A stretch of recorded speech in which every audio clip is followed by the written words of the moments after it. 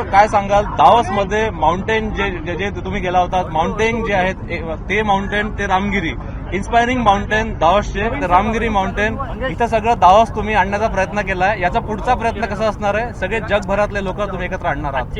नाही, आज अतिशय आनंदाची गोष्ट आहे की 22 देशातले लोक ॲडव्हान्टेज विदर्भाला आलेले आहेत. विशेषतः 22 देशातले ॲम्बेसेडर्स, हाय कमिशनर्स, काउन्सिल जनरल या ठिकाणी आले आहेत आणि त्यांच्या माध्यमातून विदर्भातल्या इन्व्हेस्टमेंट अपॉर्च्युनिटीज या आम्ही सगळीकडे पोहोचवण्याचा प्रयत्न करतो. आज काही स्ट्रॅटेजिक MOUs देखील आम्ही केलेले आहेत. याच्यामध्ये विशेषतः केअर हॉस्पिटलचा एक 500 बेडेड हॉस्पिटल नागपूरमध्ये तयार होतं आहे, त्याचा MOU आहे. जवळपास 10,000 कोटी रुपयाचा एक MOU आम्ही केला आहे, जो सोलर मॉड्यूलमध्ये म्हणजे वेफर्स इनगॉट्सपर्यंत सगळं मॉड्यूल हे तयार करणारं आहे. त्याचा खूप मोठा फायदा होईल, कारण त्यातनं एम्प्लॉयमेंट जनरेशन देखील मोठं आहे. वेगवेगळ्या सेक्टरमधले काही MOUs देखील केलेले आहेत आणि मला असं वाटतं की अतिशय चांगला रिस्पॉन्स ॲडव्हान्टेज विदर्भला या ठिकाणी मिळतोय. माननीय गडकरी साहेबांच्या नेतृत्वामध्ये अतिशय चांगल्या पद्धतीने विदर्भाला शोकेस करण्याचं काम आम्ही या ठिकाणी करतो. गडचिरोली पोलिसांनी एक चांगलं ऑपरेशन राबवून 7 नक्षल्यांना जे आहे ते ठार केलेलं आहे. एक चांगलं यश पोलिसांना मिळालं. आपले गडचिरोली पोलीस आणि C60 यांचं मी मनापासून अभिनंदन करतो की एक अतिशय महत्त्वाचं ऑपरेशन त्यांनी केलेलं आहे. आपल्याला माहिती आहे की विशेषतः एकच कंपनी आता नक्षलवाद्यांची या ठिकाणी राहिली होती आणि त्यातले मेजर जवळपास 7 लोक हे काल त्या ठिकाणी एलिमिनेट करण्याचं काम, न्यूट्रलाइज करण्याचं काम हे पोलिसांनी केलं आहे. हा कदाचित गडचिरोलीच्या इतिहासातलं एक सगळ्यात कठीण अशा प्रकारचं ऑपरेशन होतं, कारण अंधारामध्ये त्या ठिकाणी ऑपरेशन करायचं होतं. 3 दिवस आमचे पोलीस सातत्याने हे ऑपरेशन करत होते. हा एरिया असा आहे की ज्या एरियामध्ये आपण कधी ऑपरेशन फारसं करत नाही. अतिशय डेन्स एरिया अशा प्रकारचा आहे. त्या एरियामध्ये खूप मोठ्या एरियात 2 घेरे आपल्या पोलिसांनी त्या ठिकाणी घातले होते आणि प्रचंड फायरचं एक्सचेंज होत होतं.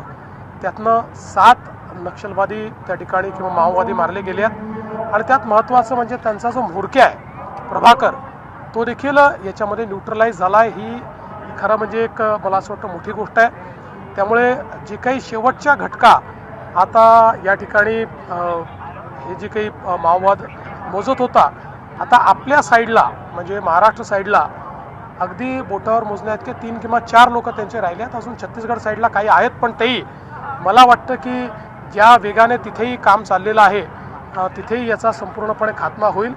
आमच्या पोलिसांनी जे हे केलेलं कार्य हे अत्यंत मोठं आहे. दुर्दैवाने याच्यामध्ये एक आमचा पोलीस देखील शहीद झालेला आहे. खरं म्हणजे त्यांनी बुलेट प्रूफ जॅकेट घातलं होतं, पण त्याच्या अगदी जिथे ते संपतं अशा फार स्ट्रॅटेजिक ठिकाणी, असं फार क्वचित असं होतं की अशा ठिकाणी गोळी लागते, पण दुर्दैवाने इतका अंधार होता की त्याच्यामुळे ती गोळी लागली आणि ते शहीद झालेले आहेत. त्यांनाही मी या ठिकाणी आदरांजली अर्पित करतो आणि त्यांच्या कुटुंबाची पूर्ण काळजी आम्ही घेऊ. पण मला असं वाटतं की आमच्या पोलिसांच्या वीरतेमुळे एक अतिशय चांगला उपक्रम या ठिकाणी झालेला असल्यामुळे पोलीस विभागाचं मी मनापासून अभिनंदन करतो. मारे गए हैं, उस संबंध में क्या कहेंगे? क्या 1 मार्च जो डेडलाइन लेके चल रहे हैं उस समय तक नक्सल समाप्त हो जाएगा? करीब महाराष्ट्र में माओवाद को हमने समाप्त ही कर दिया है. केवल एक कंपनी बची थी, उसके भी मैक्सिमम लोग 7 लोग कल मारे गए हैं. अब जो बचे हुए लोग हैं वो मुझे ऐसा लगता है कि या तो आत्मसमर्पण करेंगे या फिर वो भी न्यूट्रलाइज हो जाएंगे.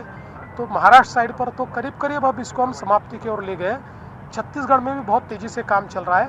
छत्तीसगढ़ का काम हो जाएगा तो मुझे ऐसा लगता है की माओवाद जो आहे वो समाप्त हो जाईल. छत्तीसगडचा काही कॅडर इकडे शेदण्याचा प्रयत्न करतात, फार काही ते येण्याचा प्रयत्न करत नाही. त्यांना माहिती आहे इथे फार कठीण आहे. ते लपण्याकरता इकडे येतात. आता पण तेलंगणाला प्रचार करता जाता काल काँग्रेसकडून तिथे स्टेटमेंट आलं होतं मुसलमानांना 4% आरक्षणाबाबत. असं आहे की तेलंगणामध्ये मोठ्या प्रमाणात लांगुल चालन करण्याचं काम हे तिथल्या सरकारच्या माध्यमातून चाललेलं आहे. या देशामध्ये जेव्हा अपीजमेंटची लांगुल चालनाचं राजकारण झालं त्यावेळी या देशाने त्याचं नुकसान भोगलेलं आहे. तरीही मतांकरता करण्याचा त्यांचा प्रयत्न आहे. पण लोक त्याला साथ देणार नाही. रेवंत रेड्डी ने कहा है कि 4% आरक्षण हटा के बीजेपी दिखाए, अमित शाह जी यहाँ पे विधानसभा चुनाव जीत के दिखाए, खुलेआम चैलेंज किया उन्होंने. देखिए, मैं बहुत साफ शब्दों में कहता हूँ, कांग्रेस की अपीसमेंट की राजनीति के कारण ही इस देश का विभाजन हुआ है और आज भी वो इस बात से बाज नहीं आते, लगातार अपीसमेंट करते रहते. हमारा बहुत सीधा कहना है, justice for all, appeasement of none. बिना जाति धर्म देखे हुए सबके लिए न्याय, लेकिन तुष्टीकरण किसी का नहीं. नागपूरमधून मुख्यमंत्री देवेंद्र फडणवीस बोलत होते. त्यांनी गडचिरोलीच्या C60 जवानांचं आणि पोलीस दलाचं अभिनंदन देखील केलेलं आहे. ज्या पद्धतीने त्या ठिकाणी नक्षलवादाविरोधातली कारवाई मोठ्या प्रमाणावरती करण्यात आली, याबद्दल फडणवीसांनी त्यांचं अभिनंदन केलं आहे. एबीपी माझा, उघडा डोळे बघा नीट.